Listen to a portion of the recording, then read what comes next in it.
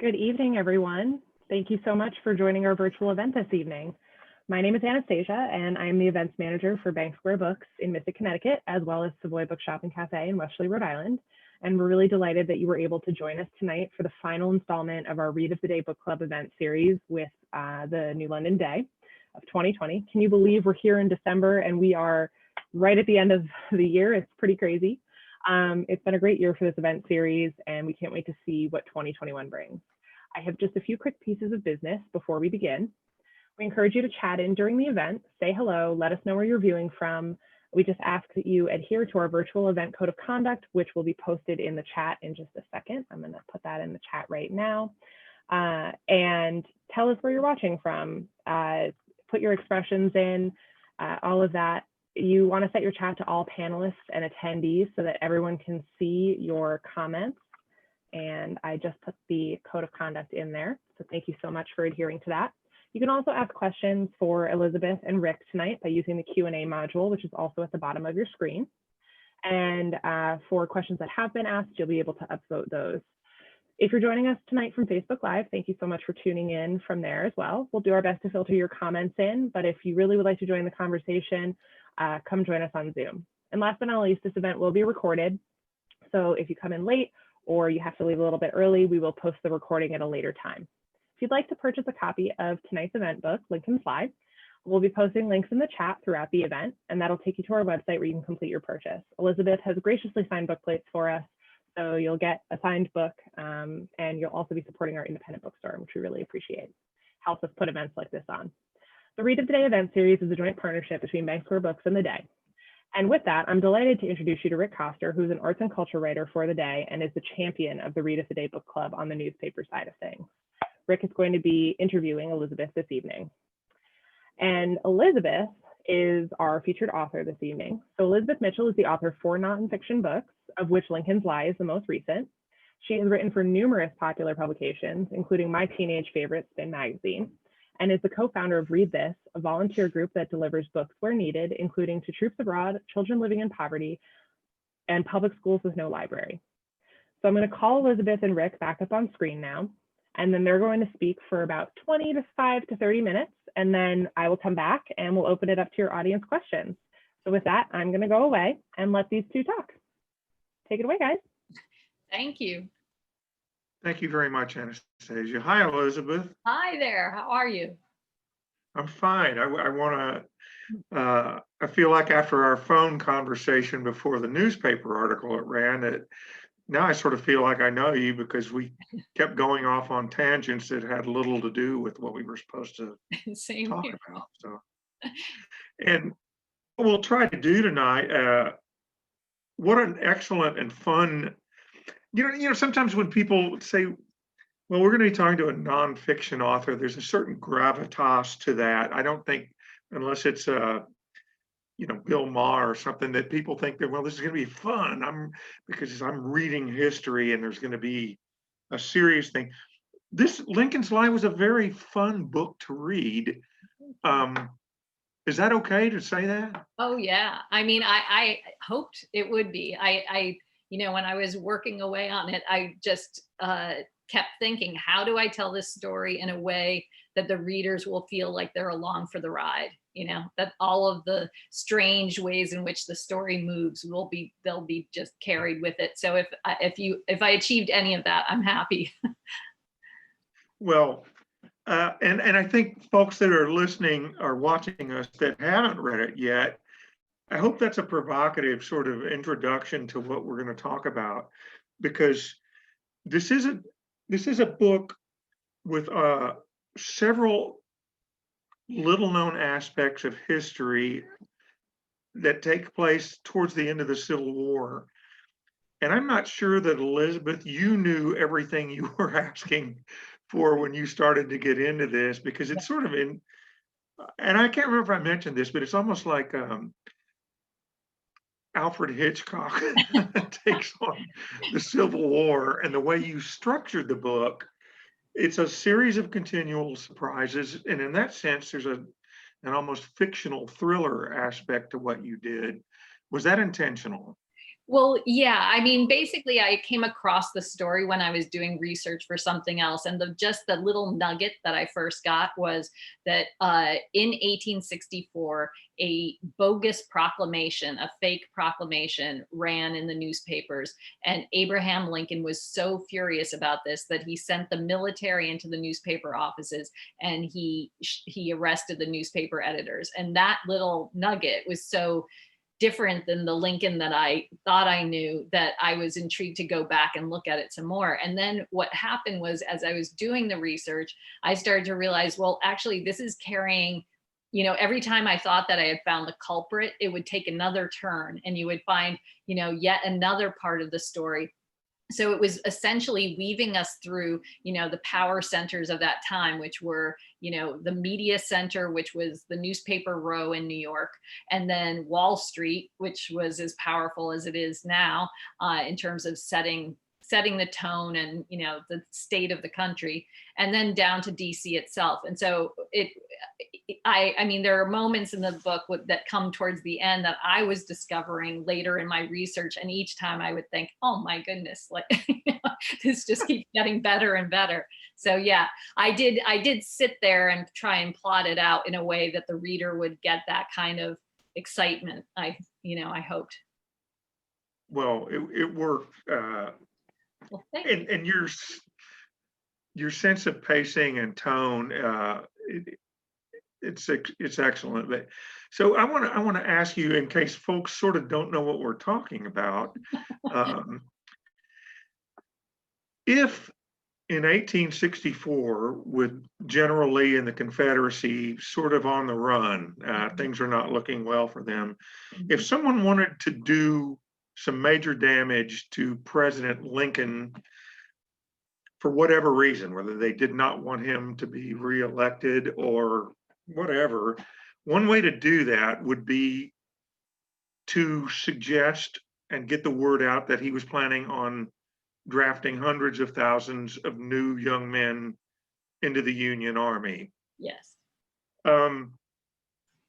Did he, in fact, want to do that? And if he did or didn't, who stood to profit from it beyond just doing damage to Lincoln? You could make a lot of money, I guess, is what I'm trying to get at. Yes. Well, so the background there is the proclamation we're talking about. This fake proclamation was allegedly from Abraham Lincoln, and it was allegedly he was saying that the war is going so much worse than we expected. We're having all of these disasters in the South at the front, and I am going to need 400,000 more men to report to the front. And if I don't get them through volunteers, we're immediately having a draft. Now, the background for that was in New York City the year before, there were the draft riots. And that was Abraham Lincoln had exhausted his volunteer forces and realized he was going to actually have to have a forced draft to get men down to the front. And New York responded very, very poorly to this. In fact, it was one of the most gruesome, violent incidents in, I would say, the history, in the history of the country, really. Basically, over 5 days, white workers rampaged and were just basically torching everything they could find, lynching Black people that they came across in the streets. And it took the military coming back from the front to actually put it down. So that was the fear that was in the city, that if there was another draft, this kind of thing could happen again. So so when the news hit, this proclamation, which everyone took to be real, it set off this sort of explosive reaction. So there was, people were gathering in the streets, the wires were going crazy, telegraph wires, trying to figure out what was going on. But also Wall Street went crazy because people were betting on gold on Wall Street. It was basically this battle between the greenback, which was the dollar, and gold, which would always retain value no matter what happened with the Union. And so when they thought that the Union was going down, gold shot up in value. So what that would suggest is anyone who had money on it ahead of time would make a fortune. So you can immediately sort of see what that news what value that news could have for people who, you know, wanted to make a quick buck. And I'm not sure how much I want to give away, but I think fairly early on you established that there are some surprising people who stood to profit if that's in fact what their uh, motivation was if in doing this. And let's just say that the first lady could spend impulsively. Yes, Is that fair? that's fair. Yeah. So what we have as background is when that news first hit, you know, everybody thought, okay, it could be somebody who was a political opponent of Lincoln's, because it was an election year. He was going for re-election, and the Republican convention was about to happen. And so, you know, there was even a question, would he be the nominee? Like, something could still come in to throw that off, because there were definitely challengers. Then there was the idea that spies could be doing it, because they're trying to, you know, sort of strengthen the Confederate cause, make the Union look like it's about to collapse. And then the other thing was, you know, the profit making that we've already talked about, that were just speculators.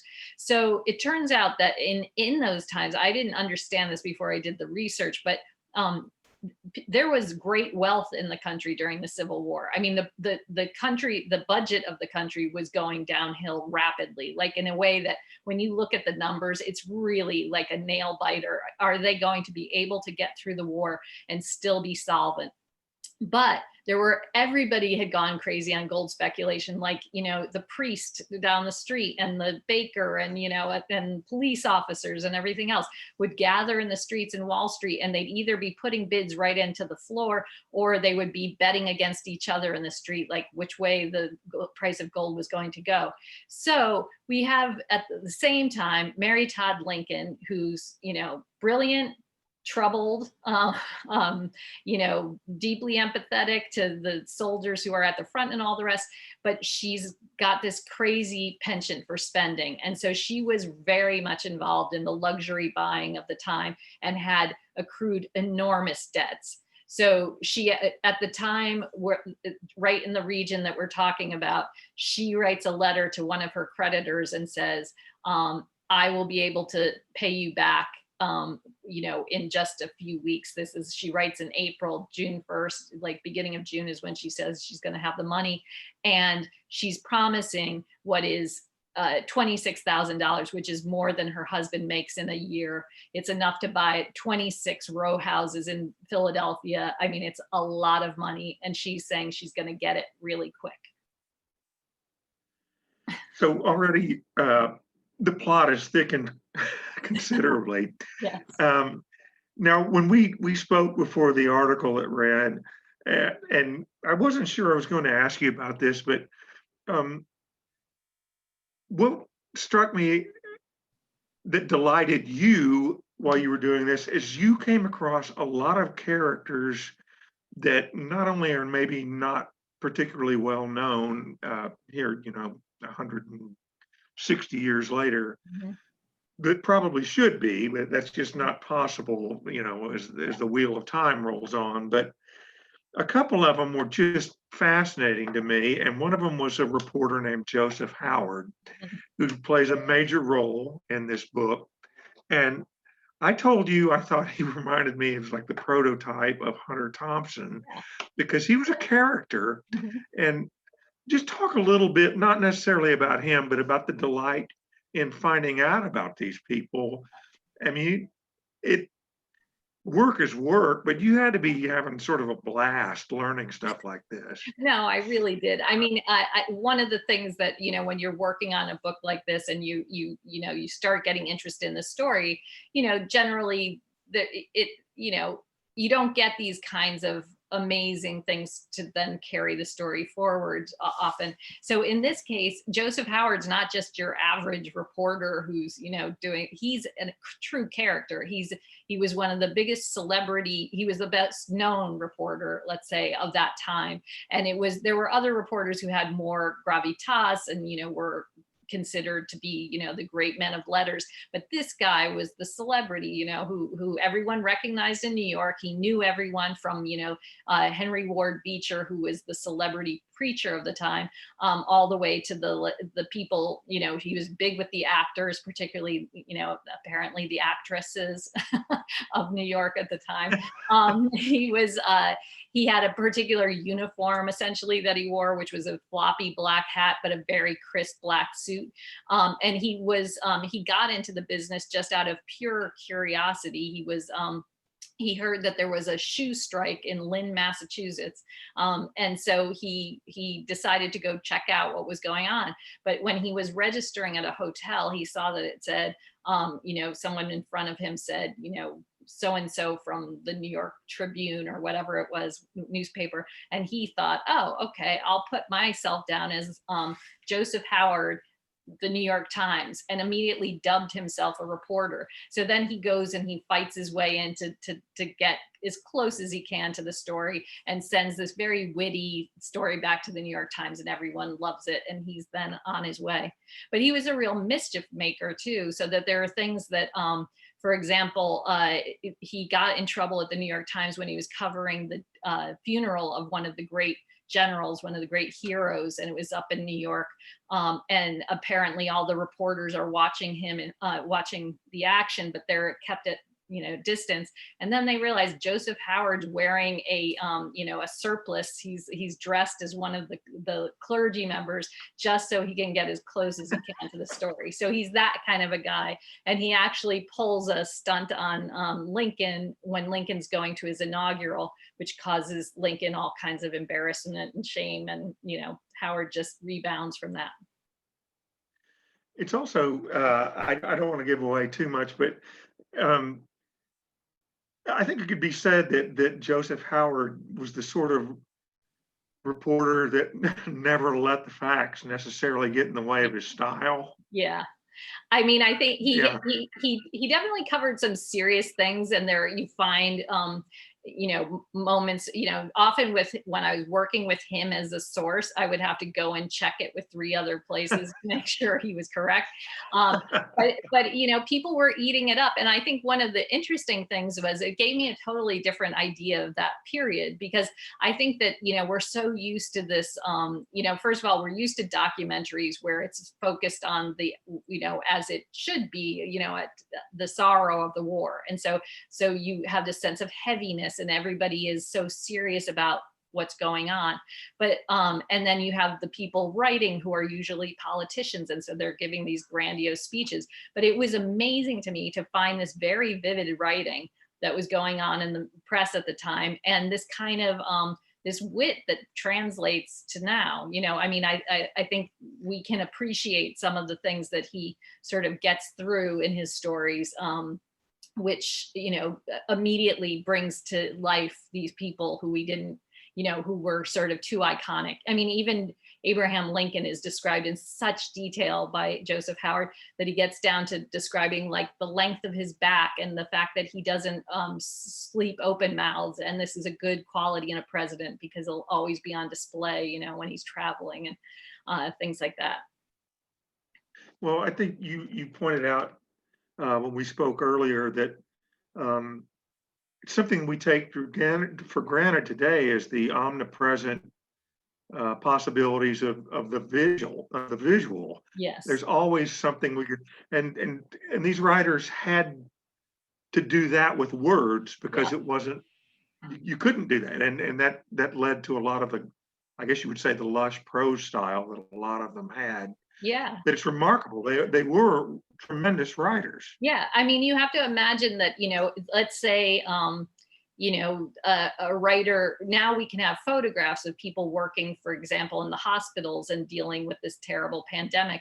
Back then, it was just a writer telling you what those nurses and doctors were experiencing, or, any political event, the debates would have to be covered in such good detail that people would understand what had happened and what was said and where the fury was. And all that sort of thing. So it was, and so I actually, in a separate article, kind of paid homage to them because there were so many pieces of writing. And they're also, aside from Howard had a byline, but aside from Howard, most of them were anonymous. They were just giving their word Right. to, just for, the public without any accolades.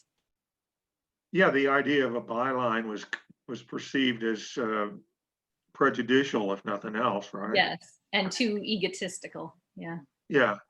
I don't have that problem. I'm happy to put my byline. Elizabeth, I sort of unintentionally emphasize maybe a little bit of the whimsical, but one of the things that almost saddened me in a way, on the one level because of the history, but on another level, we simply as human beings don't have the luxury or the time to immerse ourselves in everything in terms of comprehensive knowledge. And so sometimes someone like Abraham Lincoln is reduced almost to, and at least we do remember him, Yes. to Honest Abe or whatever. And your book does a wonderful job of talking about the dynamics and the nuances of the relationship between him and Mary Todd Lincoln. It goes way beyond what the 2 pages in the high school history textbook affords us. And it made me sad to realize that it was, they had a rough time of it, and one of the worst times in American history. Yep. That probably exacerbated a lot of it. But talk a little bit about what you found out about the dynamics between the two of them. Well, I do find it extremely moving. I mean, when you're looking at that Civil War period and we think of him as such a hero, you're not I mean, it's known, but it's just when you really sit and think about it, he not only was dealing with the fact that he's trying to keep the Union together and, and taking this stance, which is, a moral stance, which he's having trouble about slavery, which he's having trouble getting everybody on board, even within the Union that stayed the Union, and then he's lost a son back in Springfield, Illinois, but down in DC too, their child dies, of what appears to be typhoid, while he's in the White House. And it's just such an absolutely devastating blow. This is coming while the death toll is so extraordinary. He's got spies everywhere who are trying to, take apart the Union. And then Mary Todd was such a complicated person. I mean, like I said, she was brilliant. She's very, very smart, clearly. And then she had incredible understanding of who was a good person within his cabinet and who was not, who she could see more the power machinations that he was not able to necessarily perceive. And she also was deeply sympathetic to the people who, were fighting the war. She would go to the hospital wards regularly, hold the hands of the soldiers, write letters for them, argue on their behalf for better treatment and, and care. But she had this terrible insecurity of how she was perceived. And this seems to be some sort of depression, I don't know, maybe a manic depression. And so he was very well aware of it. And so there's a number of points in the story of this book where it's clear to me that he's trying to protect her because he knows she is fragile in this way. And there's even, an account of a conversation that he has with one of his friends where he actually says that he's worried about her mental state and what to do about it. And the friend says, you need to treat her with kindness and firmness. And so there's regularly moments where he's either trying to do that, be careful with her in this way, or in some instances, he had to cover up for things that she did that could cause terrible trouble. And that's at the heart of the book too. Yeah, you did a remarkable job of illuminating me on a lot of the aspects of, and I'm grateful for that too. Thank you. I was thinking about when I was reading your book and doing some homework before the first time we talked, and I'm glad we're in a position in this country that's we're waking up a lot, and there are a lot more opportunities for folks that didn't always have them. But you came up as a political reporter at a time when I don't think it was necessarily, may not even be that way now. I'm not trying to be overgeneralize or flippant, but you were a woman political reporter Yeah. in a position in increasingly deserved positions, but that couldn't have been easy. Do you want to talk about that a little bit? Wow. Thank you for asking. I think you're the first person who's ever asked, but it's true. I mean, when I hope that's okay. no, that is okay. I think it's great, actually. I don't think it occurs to people maybe, but I mean, when I was headhunted to go to George magazine, which was a political magazine that John Kennedy Jr. started, I went over there as a senior editor, and prior to the launch of the magazine, and then I was promoted within, I think it was something like 6 months, to executive editor, and that made me the one of two women who were political editors at that time. I mean, the other one was Katrina Vanden Heuvel at The Nation, and John and I were both aware of the fact that that was a unique situation. And it was actually to the point where there was I won't but I would be put on as a pundit sometimes, because my job had been not only there but at Spin actually too. We did big investigative stories. We did things in covering the Sudan and the IRA and all kinds of things, drug trade, etc. And I had personally reported politics for quite a while. But when I was doing that punditry, there was some Washington magazine that put this, expletive in boxes, basically trying to say that any woman shouldn't really have anything to say about it.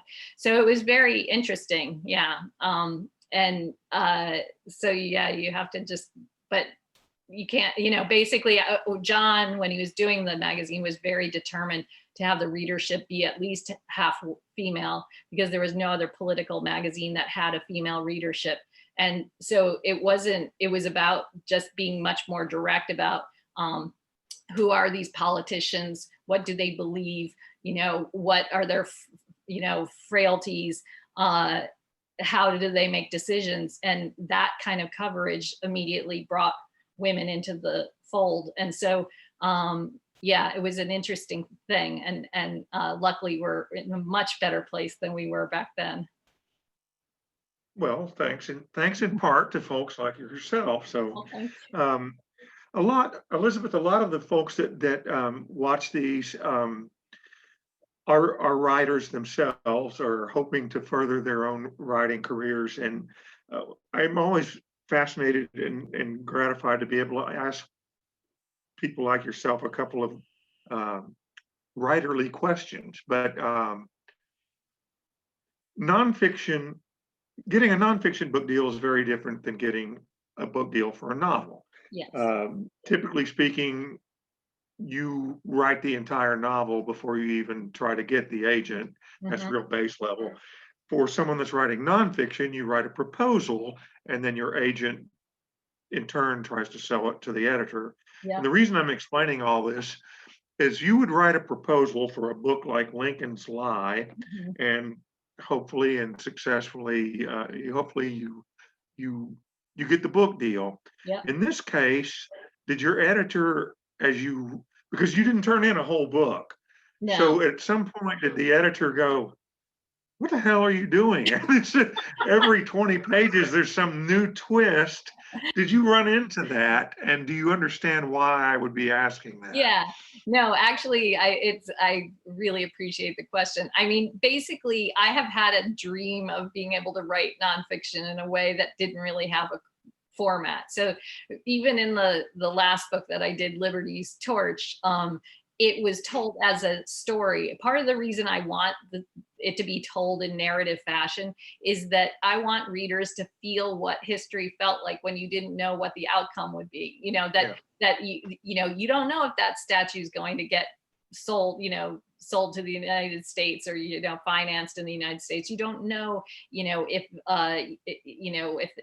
in this case you're ever going to find who the person was who did the big proclamation and what's behind it. And so to tell it in a narrative fashion allows for that.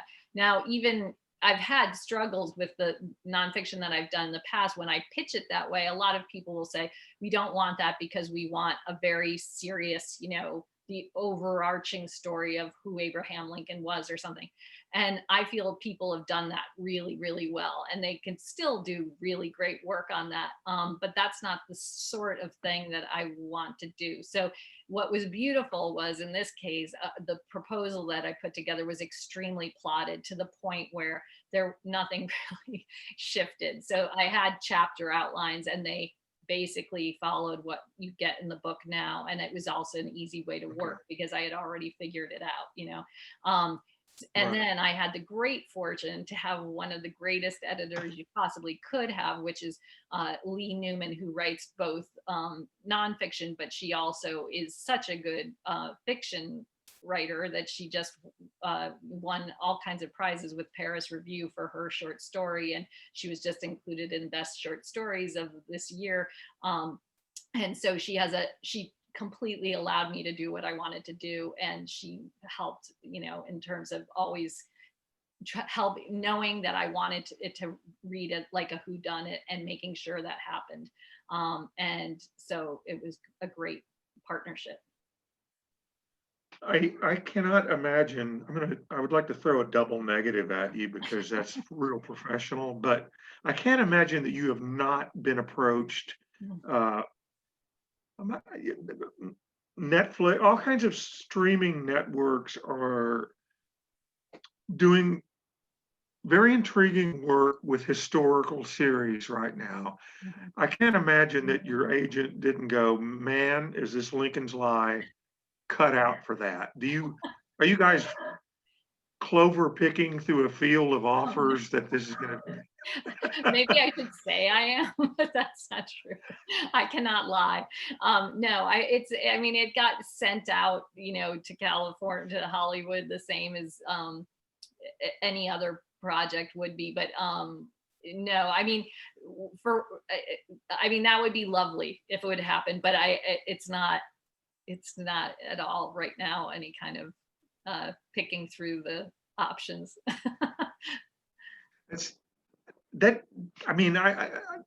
I don't know that the publishing industry or the film industry or the music business are any three industries that I would say are based on meritocracy. So I don't know that everybody always gets what they deserve, but seems like a natural to me. I don't know, but thank you. Let me ask you this. One of the things that I took out of this, maybe more than history, we are a very self-absorbed society. Some would say even in self-entitled. So I tend to think of things, particularly as I get older, and the Reaper catches up with me over my shoulder there. But we've had a rough year. We've had a rough 4 or 5 years. And I don't know if it was intended in your book, but it's refreshing to think, man, we've been through really tough times before. And we always have a sort of a way of riding the ship. Were you, as the writer of this book, did you take comfort or solace from the fact that, wow, we got through that, we're going to get through this too? Absolutely.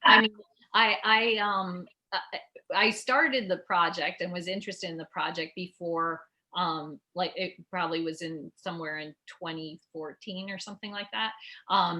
So I didn't foresee there being, the kind of, let's just take one thing, the battle between a president and the press. And so, but as I was going along, it was so interesting to me that in this story, it's, the heroes are cropping up in all different areas, so that you have suddenly it's an attorney general in New York who holds the president to account in terms of issues of freedom of speech and all the rest. And then there's a character, I call them just because they move like characters, but they were people. But there's a woman in the story who's she's up in Hartford, Connecticut, actually. She's visiting her family there, and her husband is one of the newspaper editors who gets in big trouble, and he's down in New York. And because they're apart, they're exchanging letters all the time and telegrams and such. And so you get a kind of blow by blow. And even there, it was interesting to see this woman she's a Democrat. She goes to visit her Republican family, and she immediately gets a headache because they're calling her a traitor, and she has to go retire to her room. And I thought that it seemed like the sort of thing that people will talk about, in their Thanksgivings or something.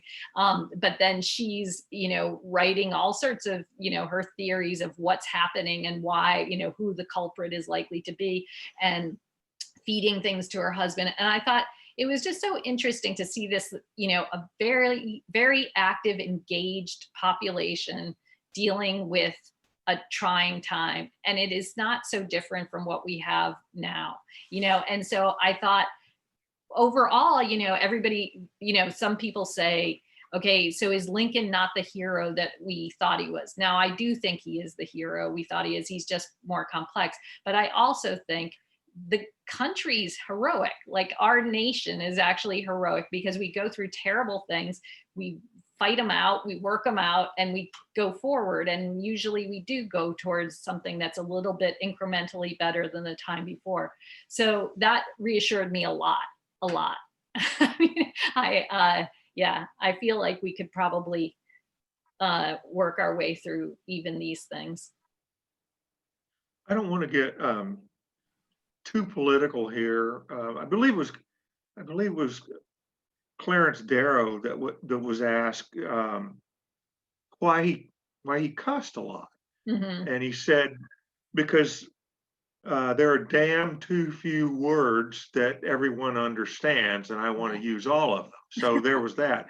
And where I'm going with this, Elizabeth, is that until the Trump administration, one of my favorite words, it's a funny sounding word. It's a cool word, is the word fake. And I feel as though I can't use fake anymore. It's been taken from me.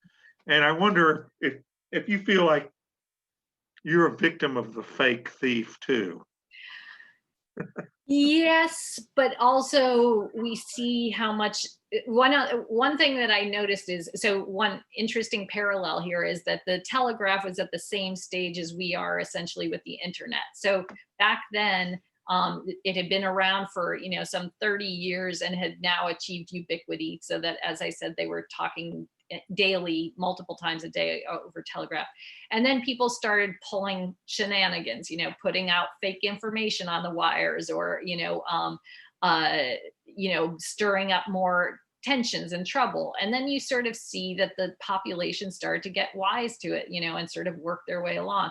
So, and they came up, they would doubt things a little bit more, and they would read multiple accounts. I feel like we're in that same stage, so that, I mean, maybe fake has been taken from you now, but in 10 years or 8 years or even 5, the way things move, it will be a thing that we will all understand as what is fake and what is not. Right now, it's being used as it's basically it's a propaganda political tool to call things fake, right? I mean, it's not. It does. I mean, because even the other day I was looking, and I'll do, again, not to get too political, but I was looking at Trump's tweets on CNN and about CNN, and in 214 of them he calls CNN fake, and on the others he applauds them for running his feeds live and says how great they are. So you're like, you can't have it both ways, so it's just purely a tool in those cases. And as you realize too, in this book about Lincoln is essentially calling this thing a fake, but then as the story unfolds, you find out that it's not exactly fake. So it's a witch hunt instead. yeah, it's based on, yeah, that's right. It's based on real information. Yeah, that was sort of a stupid question, but I No. do like the word fake, and I don't feel as though I can use it anymore. So let me ask you this. Does the success of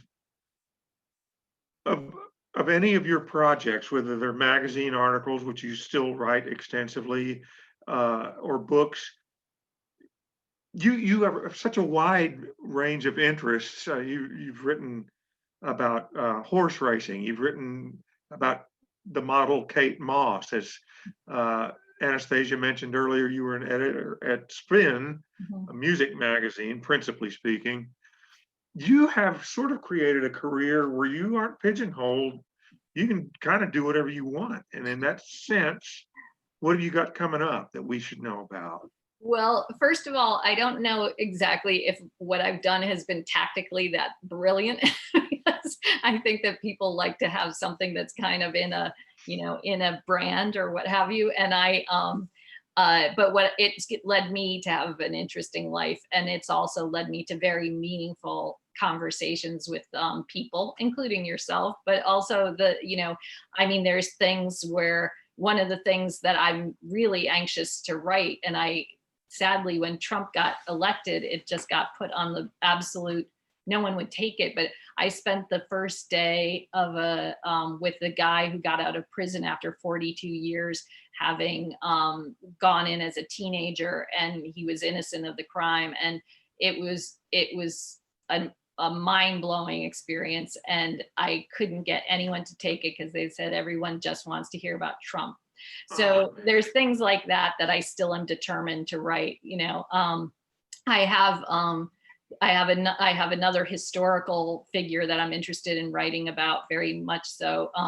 But also there's people I love being a reporter of, what's happening live, mainly because of the interviews. I love to talk to people and hear what the way they're thinking. And so I have other ideas that have to do with, like people who are in the political world now, who I would like to know more about. So I haven't fully, I have probably like 4 different things that I'm sort of moving forward on, but yeah. All right, excellent. Elizabeth, I think what we should probably do now is see if Anastasia would like to let some of our viewers chime in, and thank you for listening to my long-winded inanities, but that was fun talking to you. And Anastasia, don't let Elizabeth off the hook. We see the 2 guitars over her left shoulder. We expect some green sleeves or something seasonal before we sign off. So. Yes, absolutely. And so to our audience, if you'd like to submit a question for Elizabeth and Rick, please do so using the Q&A module at the bottom of the screen. We already have 2 questions, and I've got a couple as well here written down. But I would like to lead with the fact that a word that I find very interesting and fun is gobsmacked. I've been using that a lot recently, and people are like, oh my God, what a great word. And I'm like, I know. It is a good one. So not relevant to the conversation, but good in terms of vocabulary.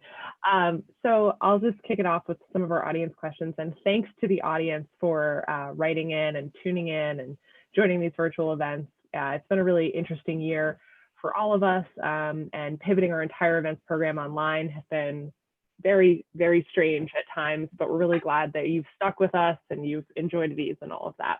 So we'll start off with a question from Stephen G. Stephen wants to know, what was the stimulus to start the thought process of writing this particular book? Why Lincoln?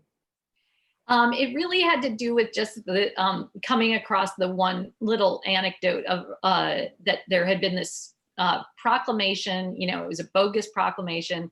And when it ran, Abraham Lincoln was so furious. In fact, in the book, you'll find there was a witness who said he became the angriest that anyone had seen him in his presidency. But his anger led to this, putting military into the newspaper offices. And so it would be the equivalent, I mean, actually, I don't want to paint that picture too vividly because we don't want to give anyone ideas, but it was, these were the celebrity publications, the most, well-known New York newspapers that were put under that, lock and key. And their position was, we thought we were just running your proclamation. Lincoln had sent many, many up to New York. So it was just that most of my books start with some contradiction or something that's a surprise to me. And then I look into it. And so, and if it's still humming, like, and a month after you were first interested, then you know that there's probably something more. So. Yeah, absolutely. Very cool. I feel like Lincoln probably was a pretty scary guy when he was mad, just based on his stature. Yes, they said that's true, that there's another account where he's giving a speech and he gets so mad at something that someone says that they said he stepped fully out of character. He was a completely different man, with his rage. Wow, that is completely fascinating. So speaking of papers, Gary would like to know, if they existed, what do you believe to be the neutral independent news sources in Lincoln's time? And then sort of the part two of that is, what would you say would be the independent news sources now, which I think is a really tough one. Yeah. I mean, well, first of all, one thing that might be reassuring to people, and maybe is that back then people's political positions were pretty clear. For example, the head of the New York Times, Henry Raymond, it was considered that his newspaper was fairly straightforward. It was had international interests, and it was, well regarded by everyone down in DC, but he was straight out, a leader of the Republican Party. He had been a leader of the Whig Party before that. And so, and he was, in fact, at the time that the period of months that I'm writing about, was working on this opus about, Abraham Lincoln that was going to be published just before the Republican convention. It had only gotten slowed down because someone leapt ahead of him in the publishing world and put out Lincoln's jokes, and they felt the market was swamped, and they couldn't handle a second Lincoln book. But so back then people were fairly, you knew where they stood. So the newspaper, one of the newspapers that got shut down, the Journal of Commerce, was kind of the Wall Street Journal of our time, but maybe even considered less political originally, but it got swept into the political time, so they became almost, the Lincoln administration was definitely on them, worried about their, what they were doing to be not pro-war enough. I would say now, basically the way I can, first of all, I will just say, I am a big supporter of journalists. I don't think that most journalists don't need an apology. They do really hard work. It's not very well paid for the most part. It's, they anguish over little details that, if something isn't quite right. So I do look at things like the New York Times and the Washington Post, because I know that there's a whole vetting process that goes on. But I don't just read the one article and then think that that's the end of the story. I check it out over multiple sources. And then there's things like ProPublica, which I think is an amazing news source, where it's, a nonprofit that's basically financing deep investigative work. So I think probably, at most regional newspapers, my feeling is when I'm reading through them, essentially they tend to not have a political bias, but they have political spokespeople or commentators, on different parts of the spectrum. Yeah, absolutely. And I really like that you sort of talked about reading multiple sources. I think that's a great testament to the work that you do in writing these nonfiction books, but it's so important. I was actually a history major in college, so reading multiple sources about anything is so essential. Yes, exactly, it is. So I do want to ask you a question about sort of the most surprising thing that you learned while researching the book. But before I do, we have a couple more questions here from the audience, which are more important than mine. So Stacy G would like to have you expand a little more on Mary Todd. Stacy's not read the book yet, but she's fascinated and she can't wait to learn more. Oh, great. Thank you. So with the Mary Todd story, I had not expected Mary Todd to necessarily pop up in this story. When I first knew about the fake proclamation, it seemed like it was just something kind of in the, let's say, the boys club of activities. But then you realize that she gets brought into it, and so it's very interesting to watch what she is doing, because at the point where she's worried about her debts, she actually confides to this woman who is her probably her closest confidant. It's a woman who's her seamstress, but this is a woman who was a slave but bought her freedom, then moved to and she bought her freedom by doing side jobs for clients down in the South. They then allowed her to have loans that allowed her to buy her freedom. She comes to DC, sets up shop, gets such a great reputation that she's then brought into Mary Todd Lincoln's world, and then becomes the person who listens to what Mary Todd has to say about almost everything. And so Mary Todd Lincoln at one point is terrified that Abraham Lincoln isn't going to win re-election. And she's asking this woman, Elizabeth Keckley, does she think he'll win? And she says, the people will trust that he's a good man. He will likely win. And Mary Todd exclaims with emotion. She says, if he doesn't win, he doesn't understand how important this is. It's more than he can imagine, and basically confides that she's in this incredible debt. And so what's interesting is when you go and look at the letters in that year and the year right after, she's constantly sending one of her assistants, essentially, all over, to New York, to Philadelphia, to all these different places, doing on these secret missions. It's very strange. I mean, and at one point, they're so strange and secretive that she actually sometimes writes as if she is the assistant.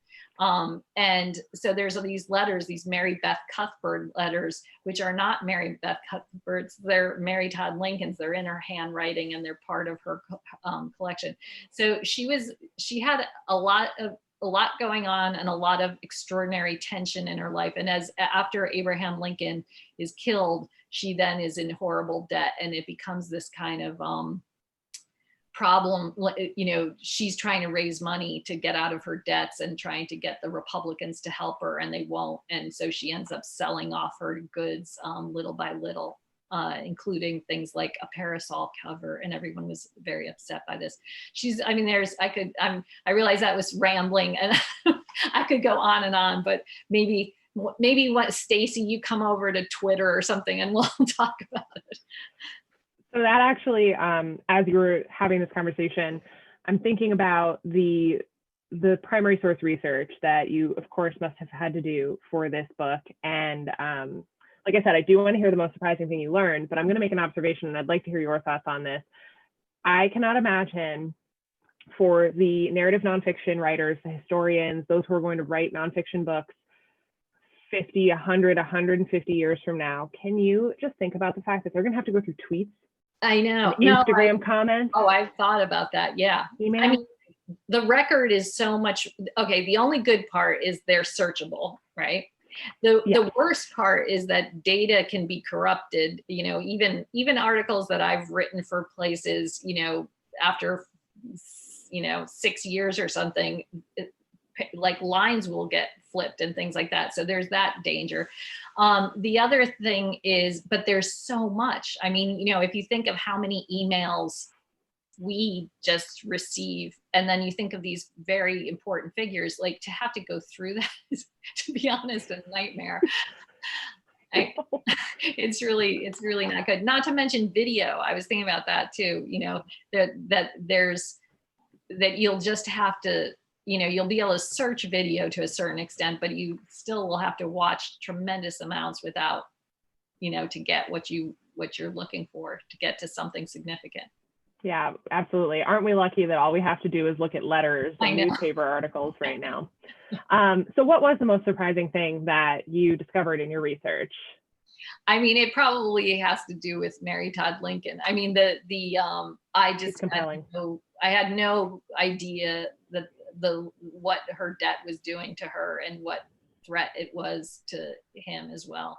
And so that was really, really surprising to me. And then there's something that I came across, which may be boring, except to you and me, Anastasia, from a history point of view. But there was when I was doing the research in the archives at Princeton, that I was of Joseph Howard Jr.'s material. There's when I first looked at the big box, there's like, many, many, many boxes of his stuff. The first box, you open it up and it basically says there was a fire in 1898. It burned almost everything that he owned. And so he is lamenting the fact that there was so much in there that people would have loved to have seen and they're not going to see. So I was thinking, this is terrible because 1864 was the year I'm interested in, and now there won't be anything from that time. But I start going through, it's like going through tweets. And I get to, this, box much later on. And there is a letter from this reporter who he happened to be traveling with at the very beginning of my, the narrative I'm telling. So when they were young men. And now this is him much later on. And he says, I don't know if you'll remember this, but I came across this letter and I think it will surprise you. It surprised me to find it again. And it's a letter from 1864. And it's the just in the weeks after Joseph Howard Jr. gets out of prison, as part of, when he's part of this investigation. And he says this thing in the letter, which is just so, it basically, I'll just say what it was, but it's basically, that he's getting out with money in his pocket, a full pardon, and a story that will shock their friends. And I was just like, the chances that this thing existed, in the hidden in those archives is so tremendous, and is so meaningful to this whole story that we're telling. And if people read the book, they'll see what resonance that had. But it's that kind of thing, like that little tiny thing that's out there that, you come across. Yeah, absolutely. Oh my gosh, I have chills. And I really think that just backs up Rick's Hunter S. Thompson Exactly. Comparison. So our final audience question is from Sarah V. And Sarah asks, without revealing the ending of the book, how is this fake news? It says revolved, but I'm wondering if maybe she thought resolved in Lincoln's time. And do you have any sort of comments on how that could relate to present day? Yeah, maybe not want to touch, but it's definitely it's definitely a big question. And the thing that you wonder, how did they go from being in such a crisis then, and then, we didn't know we were in crisis again until we got into this more recent years. I basically, it's always going to be technology. It's when a new a technology is going to replace the other thing. The telegraph then went to the telephone, right? And then everyone was then the communication changed. It was people speaking directly to each other. And then there was, and there were also, they got to a point where there were newspaper guidelines that were put in place too, in terms of, what kind of sourcing you had to do, how you would, how you would, there was the golden era. Some didn't like it, but somewhat of a golden era. The Walter Cronkite time was that you had to show both sides, gave it the same amount of airtime. You didn't divide it up and have different networks. I mean, I think that there's, first of all, we're doing a lot better because of the things like trying to track just the social media onslaught that was not accurate and problematic for the country. Fact checking has gotten, like fact checking like Snopes and those sorts of things, where you can actually look up a story and immediately be told, is this true or isn't it true? That helps a great deal. But I think probably coming down the line, there's going to have to be some sorts of standards put in place that are a little bit more like what we had in the sort of 50s, 60s of you're going to have to give equal time. I just think that there's going to, it can't go on without having any standard like in place like that, I'm guessing. So, but also everyone got smarter, and that's what we have to do too. It's that the public just started to understand that they had to check things, have multiple sources, etc. Yeah, it's like from telegraphs to Twitter. Exactly. Well, that ends all of our questions submitted by the audience, and we're actually right at about 7:30.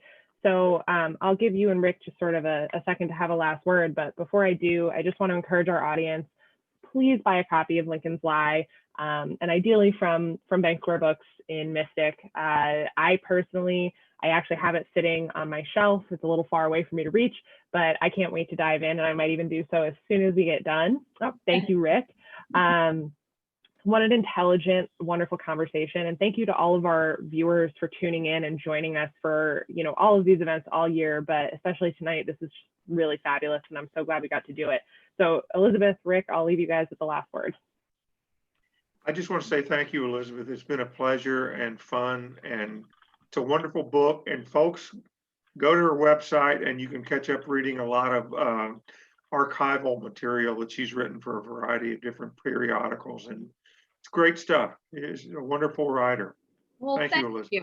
I just want to thank both of you so much. I mean, first of all, Anastasia, you've been an absolute pleasure to work with. And the Bank Square Books is so superb, and everyone should go there and do all their holiday shopping. And you have to work it out, right? Because there's different hours because of conditions right now. But support your independent bookstores. They're just the best. And Rick, it's been such a pleasure. And we'll have to meet in New Haven or something like that when I come to town to see my family. Would be nice. Well, thank you again, everyone. Happy holidays. Happy holidays. Stay safe, and we'll see you guys at the next event. Goodbye. Thank you. Bye. Bye.